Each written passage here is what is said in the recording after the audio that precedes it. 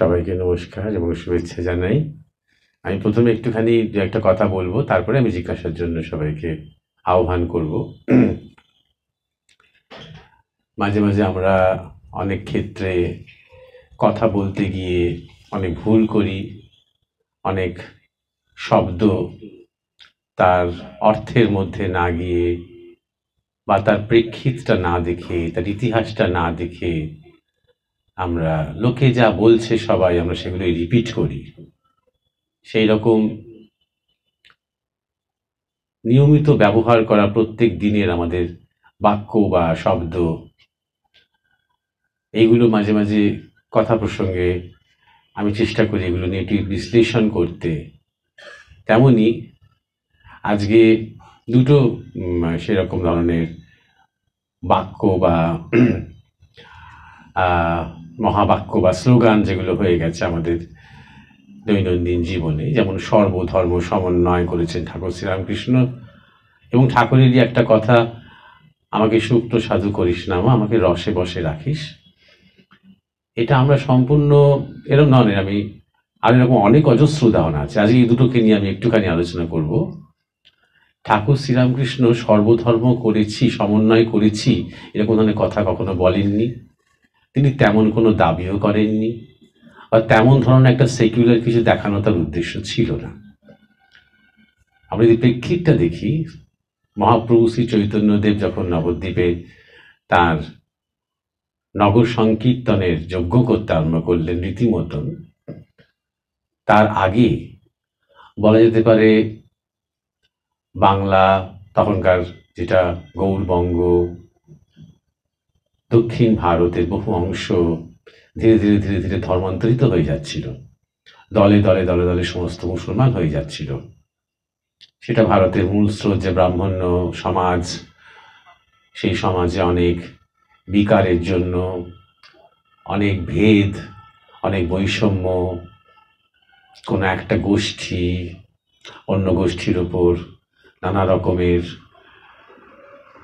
বিধি বিধান, সামাজিক প্রথা, এই সমস্ত কারণের জন্য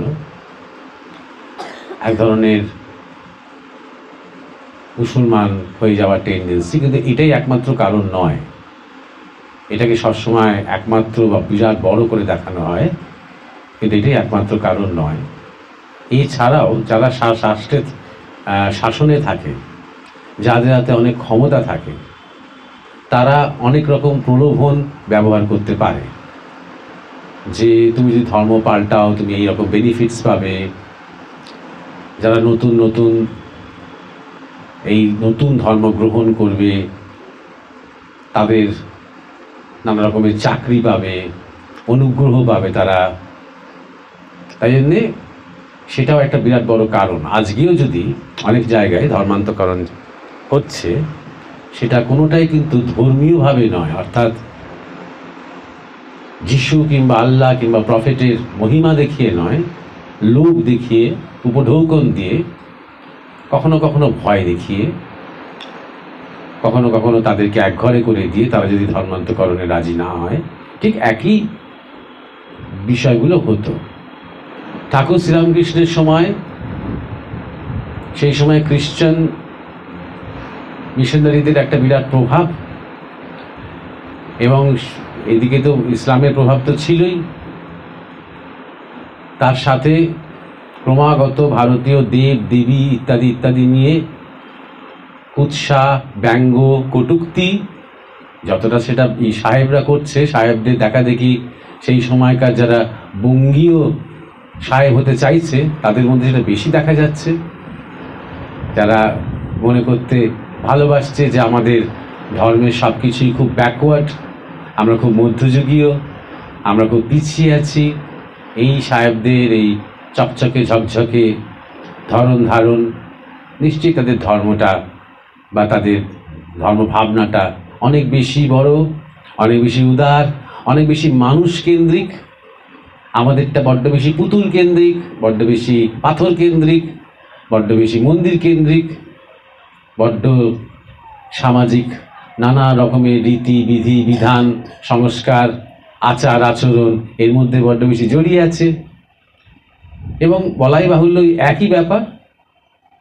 তখন সাহেবদের যে যত খুশি করতে পারবে সে তত বেশি উপঢৌকন পাবে, যত বেশি স্থাবকতা করতে পারবে সাহেবদের, তত সে অনেক সুযোগ পাবে, সুবিধে পাবে, উপাধি পাবে, সম্মান পাবে, জমি পাবে, সম্পত্তি পাবে, চাকরি পাবে।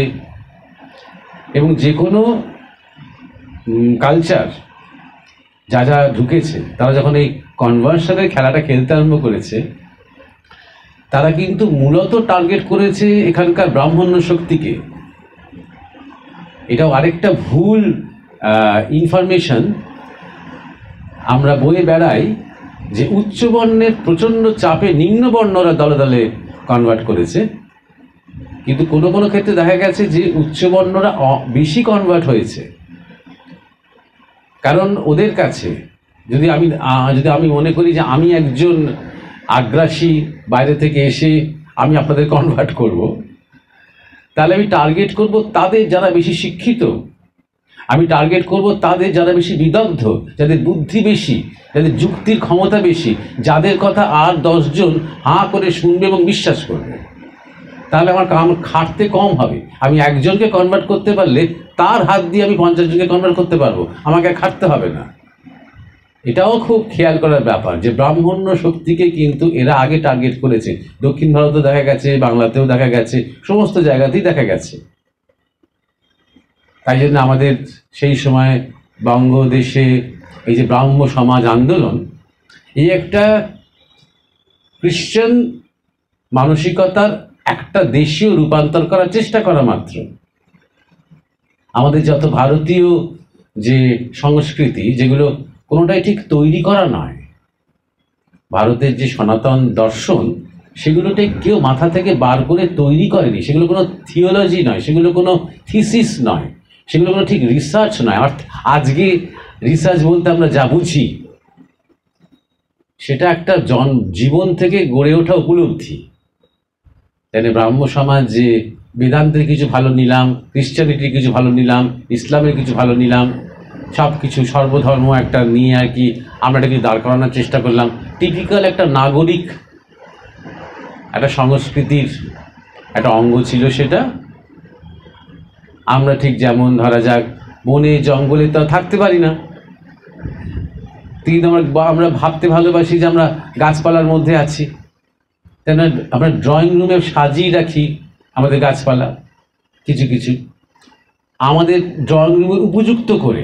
যেমন একটা বিরাট বড় বট গাছ তো আমরা রাখতে পারবো না, এদিকে জানি যে বট গাছ বড় উপকার, তাই বনসাই করে আমরা টবে সেই একটা বিশাল হতে চাইছে বট গাছকে আমি বামন করে রেখে দিচ্ছি ড্রয়িং রুমে, শৌখিনতা বাড়ানোর জন্য, লোককে দেখানোর জন্য যাতে আমি কত বট গাছ ভালোবাসি দেখো।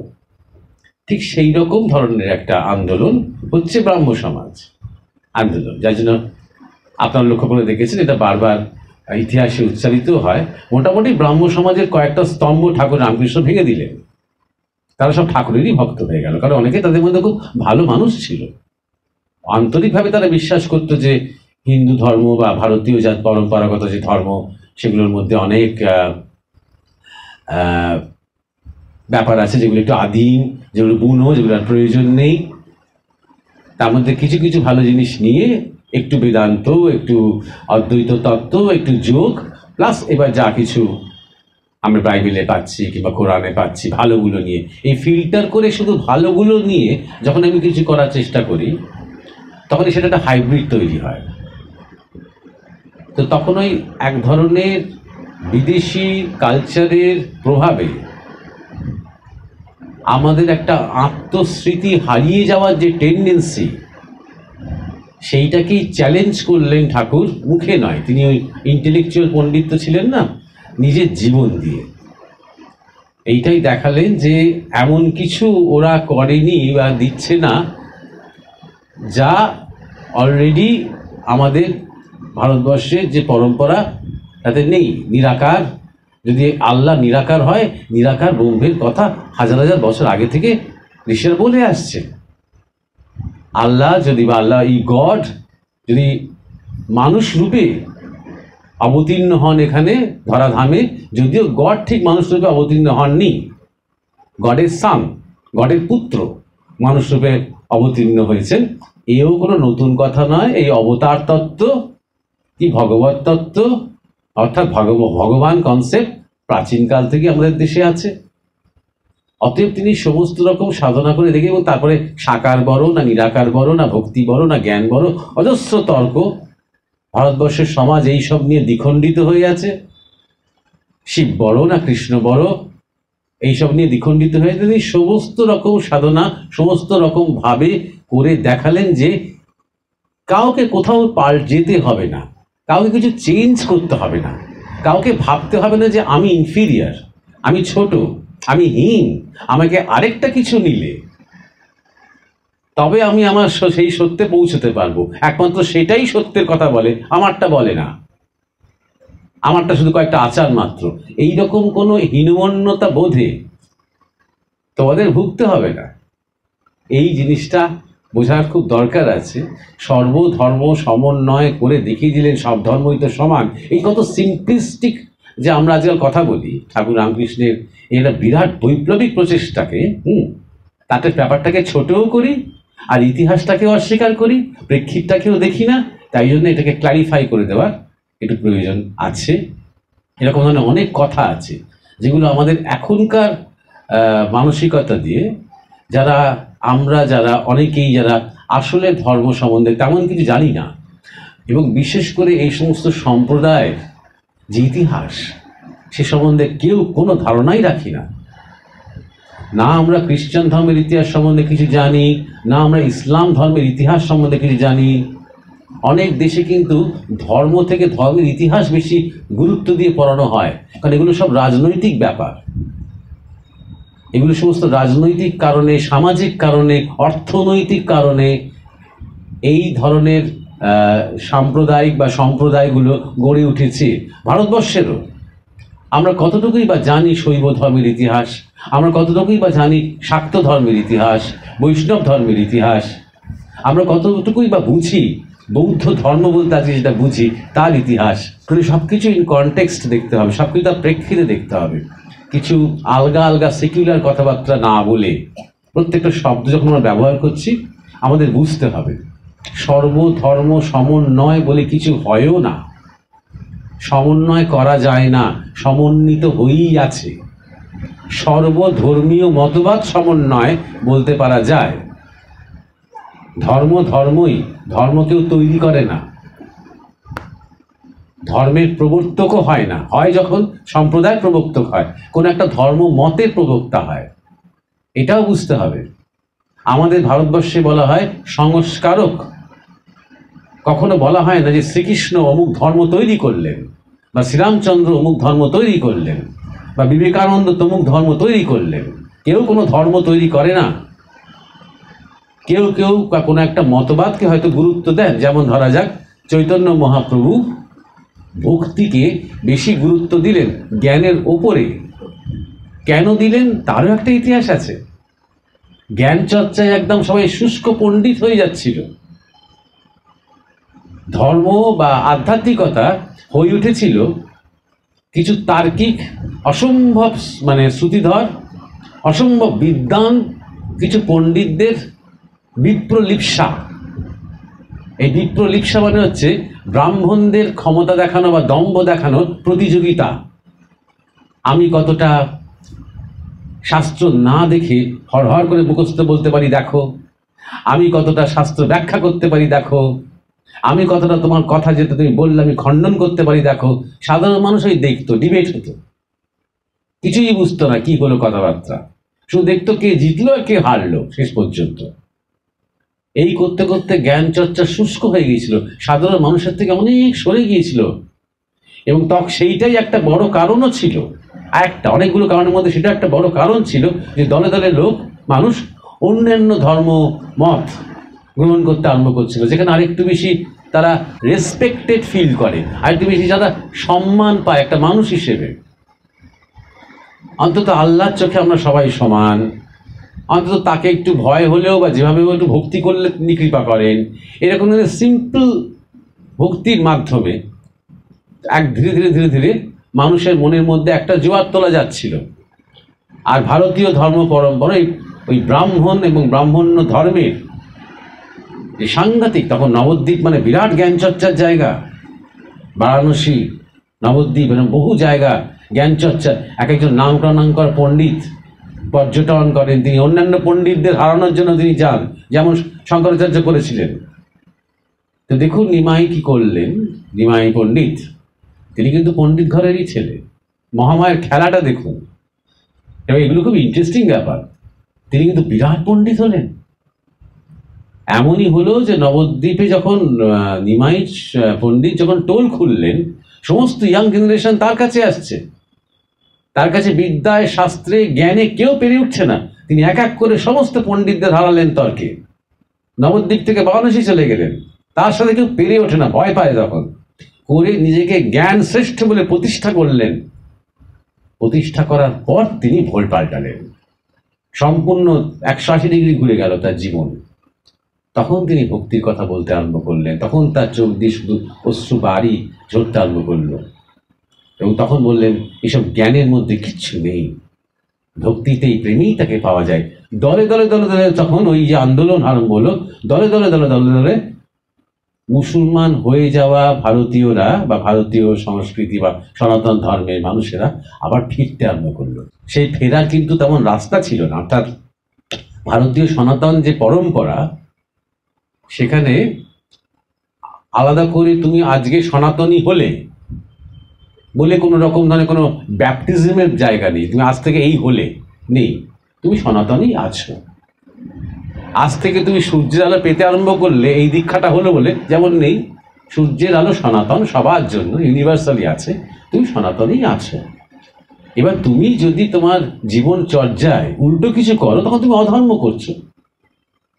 আবার যখন জীবন চর্যায় তুমি ঠিক পথে আছো, তখন তুমি ধর্মে আছো। তোমার যদি জীবনে উত্তরণ হয়, তোমার স্বভাব যদি আস্তে আস্তে জীবত্ব থেকে শিবত্বের দিকে যায়, সে তুমি যিশুর নাম করতে করতে গেলেও তুমি সনাতনে আছো, আল্লাহর নাম করতে করতে গেলেও তুমি সনাতনে আছো।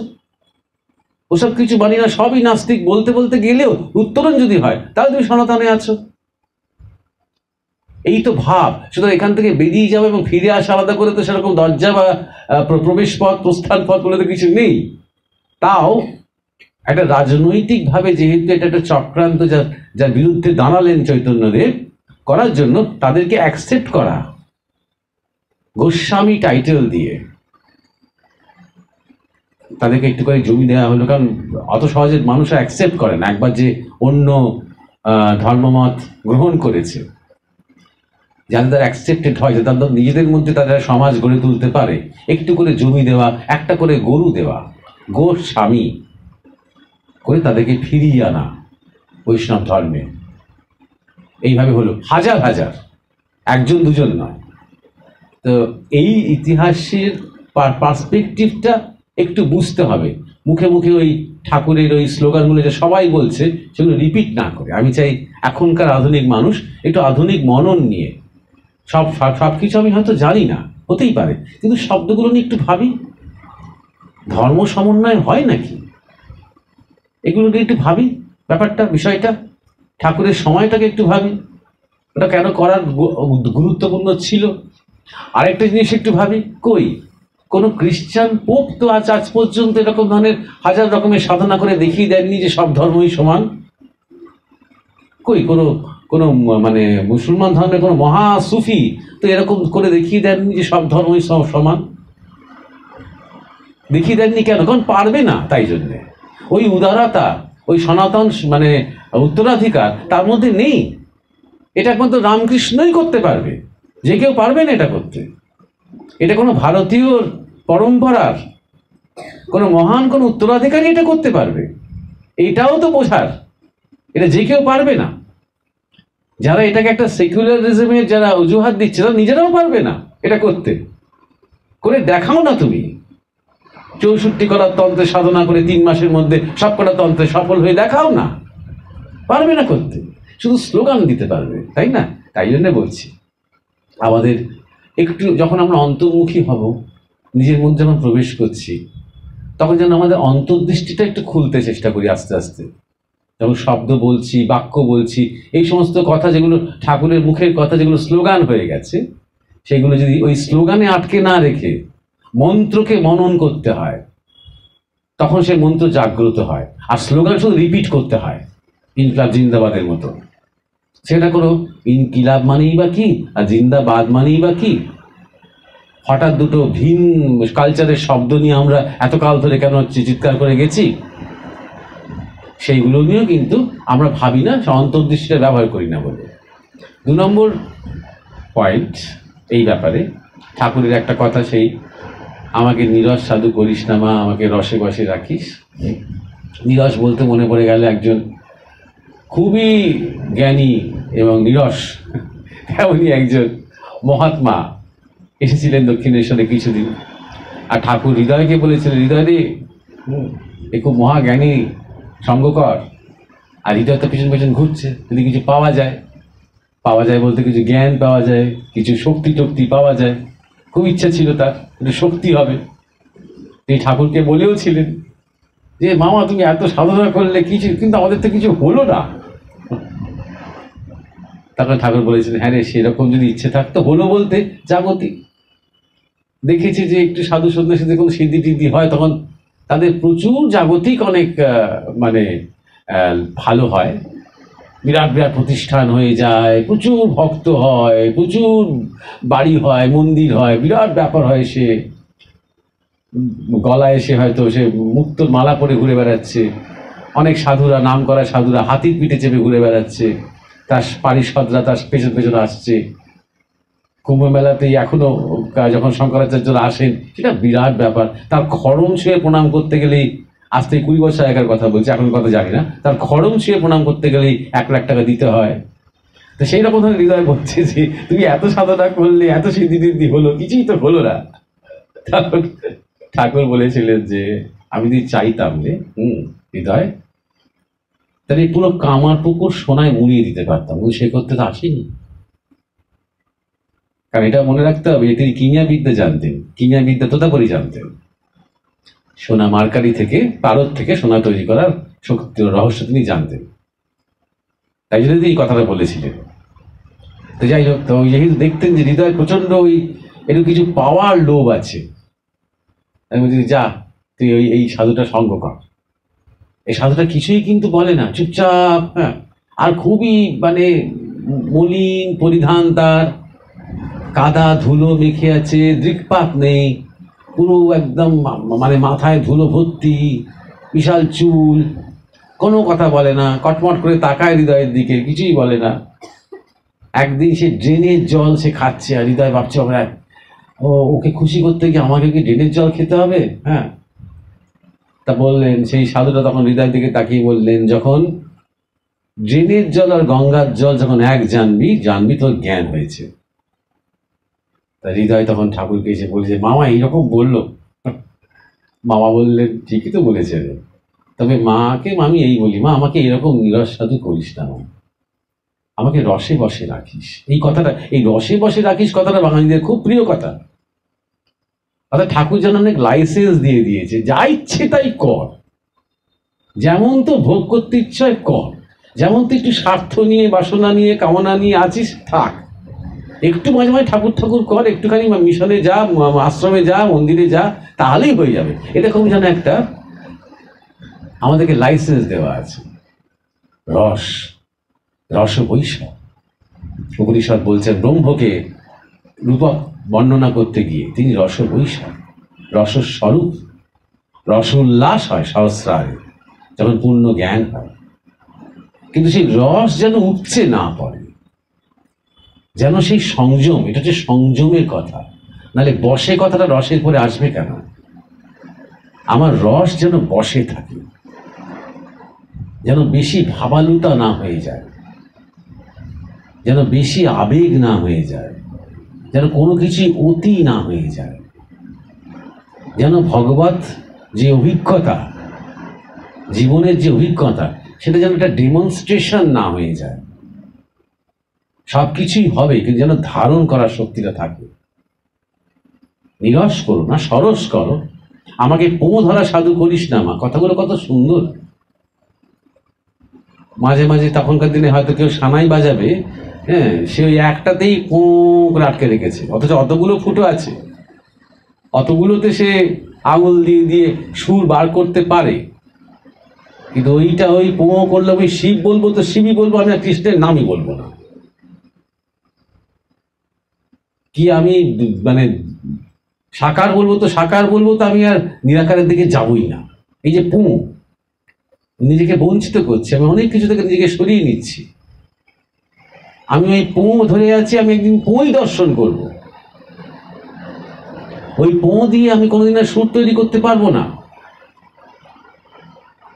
তুলসীদাস খুব দেখতে চেয়েছিলেন তার ইষ্টকে, শ্রীরামচন্দ্রকে, যে তুমি এসো এসো করে খুব। আর তখন তিনি দর্শনে দেখলেন স্বয়ং হনুমানজি, বজরং বলি, এসে তাকে দর্শন দিয়ে বলবেন কাল আসবো তোর কাছে, একদম স্থূলে।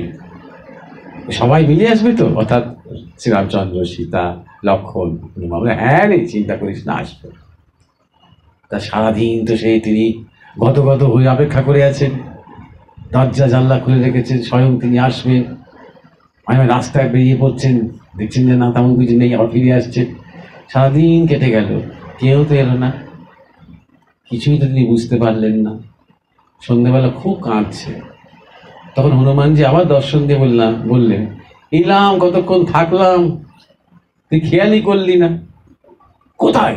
এই যে সেই ছেলে মেয়ে, হ্যাঁ দুটো ছেলে একটা মেয়ে, ছোট্ট ছোট্ট, তারা বাঁদর নাচ দেখাতে এসেছিল। এই বাঁদরটা আমি ছিলাম, আর সেই ছেলেটা শ্রীরামচন্দ্র, তার ভাই লক্ষণ ছিল, আর মেয়েটা সীতা মা ছিল। তো ওইভাবে তুমি এলে, আমি দেখতে পেলাম, আবার হাওয়া করে কাঁদতে আরম্ভ করলেন। তাহলে কি রকম দেখতে চাস রে? এই তো স্থূল দর্শন দিয়ে গেলাম। ওই যে শ্রীরামচন্দ্র সেই ধনুর্ধারী, সেই বনে বনে ঘুরছেন তিনি মা সীতার সাথে, লক্ষণের সাথে, কুটির থেকে কুটিরে যাচ্ছেন। বলো ও বাবা, ঠিক আছে, অপেক্ষা করো, আবার যখন ত্রেতাযুগ ফিরে আসবে, তখন আবার রাম আসবে, তখন তুমি সেই লীলায়, অত স্থূল দেখতে চাইছো তো, সেই লীলায় তুমি কিছু একটা ক্যারেক্টারে থাকবে। তখন কিষ্কিন্ধার কোন একজন সৈনিকও হতে পারো, বা সভা কবি হতে পারো সুগ্রীবের, যেহেতু তুলসীদাসের মধ্যে কবিতা আছে। তো এই ওই পোঁ, আমি নানা রূপে রামকে যে দেখবো, এই যে মনের মধ্যে একটা খোলা জায়গা, পুরো প্রকৃতি। আমি যদি শ্রীরামচন্দ্রকে ভগবানই বলে থাকি, তাহলে এই প্রকৃতির মধ্যে সবকিছু তো সে রামেরই প্রকাশ। সাধুদের মধ্যেই তো কথা আছে, কাম হি রাম হতা হ্যায়। কাম একদিন আমাদের যে শরীরের, মনের, প্রাণের যে কাম, এই কামই একদিন মুখ ঘোরালে তিনি রাম হয়ে ওঠেন। রামই পারেন রমণ করতে, এসব কথা রয়েছে সাধুদের মধ্যে। তাহলে সেই রামকে যদি আমি চাই, নানা রূপে তিনি তো আমার সামনে, তাই জন্য আমি রেডি। আমাকে কিন্তু চেনার চোখটা দিও, বোঝার মনটা দিও। এইটা হচ্ছে নানা রকম সুরের জন্য আমি তৈরি। কিন্তু ওই যে পোঁ হয়ে গেল যখন, তখন বেচারাকে অপেক্ষা করতে হবে। এখন সেই যুগ যুগান্তর পরে আবার যখন ত্রেতা যুগ আসবে তখনকার জন্য। তো সেই জন্যে বলছি, ঠাকুর শ্রীরামকৃষ্ণ যখন বলছেন যে আমাকে রসে বসে রাখিস মা, সেটা আমাদের কাছে এটাই শিক্ষা, যে আমরা জীবনের সামান্য সামান্য রসে আটকে আছি, যেগুলো জলো, যেগুলো অনেক ডাইলিউটেড, সেই রসবিকার বলা হয়।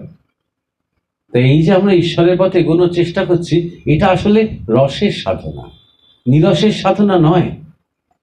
আরো আরো আরো আরো প্রেমের রস, আনন্দের রস, মিলনের রস।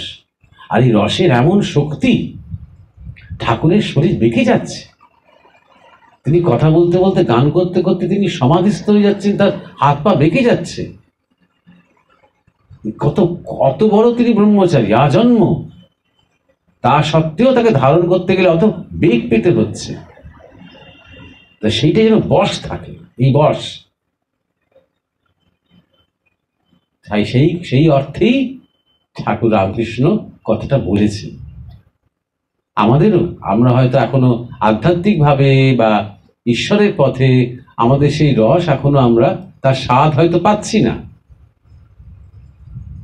বা একটু একটু হয়তো পাচ্ছি যখন ভালো কথা শুনছি, বা একটুখানি পুজো করতে বসে ধ্যান করতে বসে যখন মনটা একটু জমাট হচ্ছে, একটু একটু পাচ্ছে, কিন্তু এত বেশি খরচা করে ফেলছি। সামান্য হয়তো একটু মনটা স্থির হলো কি হলো না, সামান্য হয়তো একটু জ্যোতির মতো বা আলুর মতো দেখলাম কি দেখলাম না, গত হয়ে গিয়ে সেটা 50টা লোককে বলতে আরম্ভ করছি, ব্যাস ফুটো বেলুনের মধ্যে সব বেরিয়ে চলে যাচ্ছে। এইটাই বশ, এই দরকার সংযম। সংযমেই পৌরুষ, সংযমেই সভ্যতা। শিব হচ্ছেন পৌরুষের প্রতিমূর্তি, সংযম। তারই শিক্ষা দিচ্ছেন কিন্তু ঠাকুর রামকৃষ্ণ, কিন্তু আমরা কিরকম কনভিনিয়েন্টলি আমাদের সুবিধের মতন কিরকম উল্টো করে দিয়েছি জিনিসটাকে, যে একটু খাবো পড়বো থাকবো ভালো সব কিছু নিয়েই থাকবো, আর মাঝে মাঝে একটু ঠাকুর রামকৃষ্ণ, আহা কত বড়, আহা স্বামীজি কত বড় ত্যাগী, আহা স্বামীজি সেই স্লোগান সত্যের জন্য সব কিছু ত্যাগ করা যায়, কি সুন্দর, বললেই তার কৃপা হয়ে যাবে। নিজের জীবনে প্রতিফলন করার কোনো দরকারই নেই, ওই উনি বলে দিয়েছেন ব্যাস। হয়তো কেউ বলে দিয়েছেন যে তুমি যদি মনে মনে ঠাকুরকে ভালোবেসে থাকো তাহলে ব্যাস তোমার কমপ্লিট বিষয়। সেটাকে টেস্ট করে দেখি যে আমি কতটা ভালোবাসতে পেরেছি, জীবনে সংকটকালে আমার তার কথা আগে মনে পড়ে কিনা, নাকি আমার নিজের স্বজনের কথা আগে মনে পড়ে। তাই জন্য বলছি যে আমরা যে কথাগুলো আমরা রোজ ব্যবহার করে চলেছি, ঠাকুরের নাম নিয়ে কি স্বামীজির নাম নিয়ে কি অন্য কোনো মহাপুরুষদের নাম নিয়ে, সেগুলো স্লোগান হয়ে গেছে। তার সাথে সাথে একটা সময়ও হয়েছে একটু এক্সপ্লোর করা, একটু নিজের মধ্যে। বাংলাতেই তো এত সরল বাংলা ঠাকুর বলেছেন, এত গুজ্জ কথা, এত গূঢ় কথা, এটা তো আমাকে তার জন্য তো সংস্কৃতও জানতে হবে না। তাই জন্য এই সমস্ত শব্দ বাক্য, মহাবাণী, আপ্তবাক্য বলে, এই সমস্ত যে ধরনের কথা ধরা যাক এই প্ল্যানেটের, এই সভ্যতায় একটা নতুন দিক দেখিয়েছে। যেদিন ঠাকুর রামকৃষ্ণ অর্ধবাহ্য দশায় দয়া শব্দটাকে আক্রমণ করে বললেন, দয়া কি, ছি, থু করলেন, থুতু ফেললেন, বললেন শিবজ্ঞানে জীবসেবা। গুরু মহারাজ বলেছেন আমাদের স্বামী পরমানন্দ, সেই দিন বলছে এই প্ল্যানেটের একটা নতুন যুগ সূচনা হয়ে গেল সঙ্গে সঙ্গে। কারণ এইরকম ধরনের কথা এর আগে কোনো দিন কোথাও কেউ কখনো বলেনি। আপ্তবাক্য হয়তো ঘুরিয়ে ঘুরিয়ে অনেক বড় বড় অনেক লেকচার হয়তো দিয়েছে অনেকে, কিন্তু একটি বাক্যের মধ্যে অত বড় কথা, অত বড় মন্ত্র একটা কেউ বলেনি। তাই জন্য এইগুলো নিয়ে একটুখানি আমাদের স্মরণ করা এবং একটা চিন্তন করা, তার মধ্যে একটু প্রবেশ করার চেষ্টা করা, সেগুলো রিলেট করা, কি করে আমার জীবনে আমি সেটাকে সেই সুরটা বাঁচবো, সেই সুরটা নিয়ে কি করে যাপন করব, এই রিলেট করা, আমার নিজের জীবনে আমি কি করে জ্যান্ত করে তুলব, জীবন্ত করে তুলব, এই মহাশিক্ষাগুলো, এই অরিজিনালিটিটার খুব দরকার।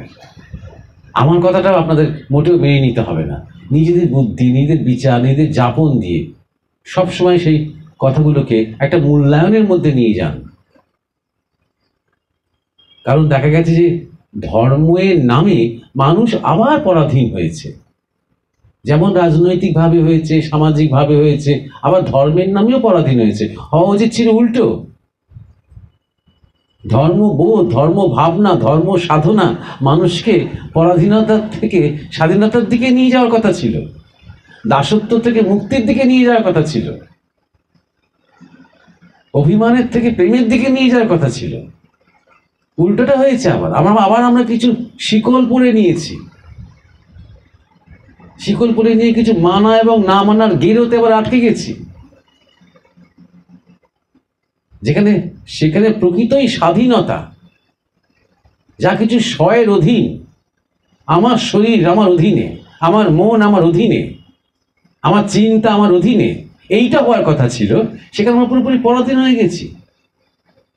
কুটোটা নাড়তে গিয়ে হয় আমাদের ডাক্তারকে দরকার, না হলে আমাদের গুরুকে দরকার, নাহলে কাউকে দরকার যে বলে দেবে আমি কি করব, এই সিদ্ধান্ত নিতে পারছি না, আমি কি করব, পরাধীন।